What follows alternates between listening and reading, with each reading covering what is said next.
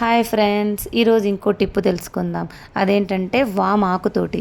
ఇగో నేను వీడియోలో చూపించింది చూడండి, అదని వామ్ ఆకు అంటారు. దాన్ని బాగా కడిగేసి ఒక గిన్నెలో కొంచెం వాటర్ పోసేసి ఈ కడిగిన ఆకులను అందులో వేసి బాగా మరగనివ్వాలి. కొంచెం సేపు మరిగితే అప్పుడు కొంచెం డిఫరెన్స్ వస్తుంది మీకు 5 to 10 minutes. చూడండి, ఇప్పుడు కొంచెం కషాయంలాగా తయారైంది. దాన్ని అలా వడగొట్టుకొని తాగితే మనకు జలుబు, దగ్గు, గొంతులో ఇన్ఫెక్షన్స్ అలాంటివన్నీ తగ్గుతాయి. కొంచెం గోరువెచ్చగా అయినప్పుడైనా తాగొచ్చు. పిల్లలకి ఆకులు తినమంటే తినరు కదా, అలా తాపచ్చు మనము. అలా కాదనుకుంటే డైరెక్ట్గా ఆకును కడిగి ఇస్తే మా అబ్బాయి ఎలా తింటున్నాడో చూడండి. Thank you friends.